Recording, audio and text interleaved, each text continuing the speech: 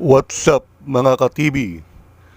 Ang ating pong magiging topic sa araw na ito ay ito pong isang mainit na pinag-uusapan sa kapaligiran, no, ng mga businessmen, lahat, yung mga taong involved sa negosyo ay itong usapin na PLDT. Totoo ba na ibebenta mo na ang mga telecom towers ninyo? Yan ang tanong po eh.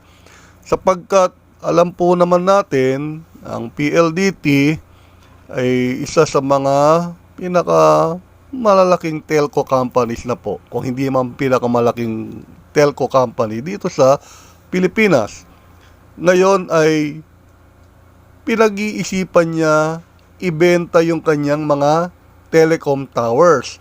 Alam po naman natin kung gaano kaimportante ang telecom towers sa telco, sa komunikasyon, no?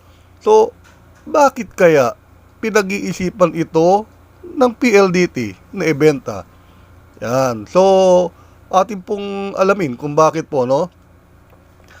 Ang PLDT po, alam po naman natin, ay ang market value po ng PLDT sa ngayon ay 268 billion pesos, no? Siguro nakakawindang isipin, no? 268 billion pesos na po ang kanyang market value. At meron na siyang more than 72 million smart subscribers, no?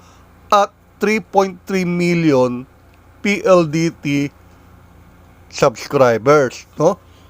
So, sa dami po ng mga subscribers na ito, kung ikaw kasama rito, pag-iisip ka, bakit kaya ibebenta ni PLDT yung kanyang mga telecom towers, no? Anong magiging epekto nito sa kanilang serbisyo? Alam naman po natin na sa ngayon, talagang napakarami pong mga complaints sa PLDT. At bakit naisipan pa o pinag-iisipan pang ibenta yung kanilang telecom towers, no? Ito po, no? Kaya po nila pinag-iisipan na ibenta yung kanilang mga telecom towers dahil ito po isang negosyo. Alam nyo naman po na pag ibinenta niya, po pwede daw niyang maibenta ito ng from $800 million to $1 billion. So isipin niyo kung itong mga telecom towers niya sa buong Pilipinas maibebenta niya. Pagpalagay na natin ng $1 billion. So bali 50 billion pesos, no? So malaking pera. Ang tanong bakit niya ibebenta? Kailangan niya ito sa kanyang negosyo.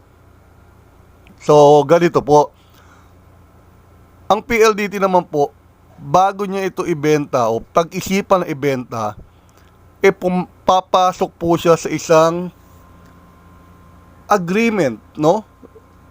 Na pwede niya itong i-lease back, no? Yung lease back po isang arrangement po yan na yung bibilhin mo o yung bibili ng pag-aari mo sa'yo din niya ipapaupa.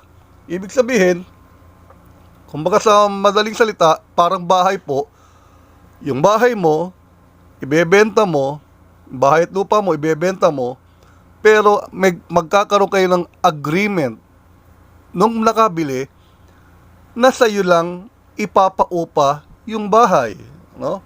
So, hindi po niya pwedeng ibenta sa iba, hindi po niya pwedeng ipaupa sa iba, kundi ang agreement ninyong dalawa ay ibebenta ko sa iyo, pero kailangan ako ang uupa dyan hanggang gusto ko.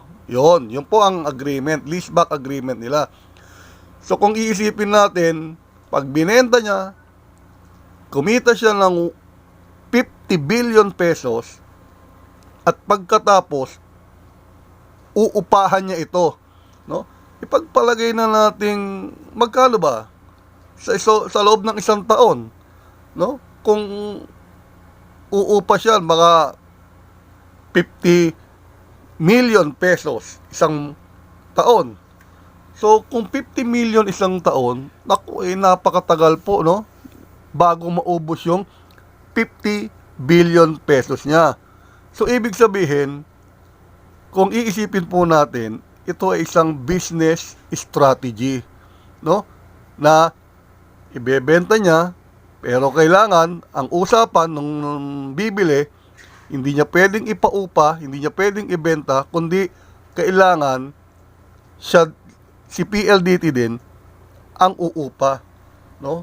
So, yun po ay isang business strategy na kumita siya ng 50 billion at kung 50 million lang ang upa niya sa isang taon, naku, matagal-tagal ho ito bago maubos yung 50 billion, no?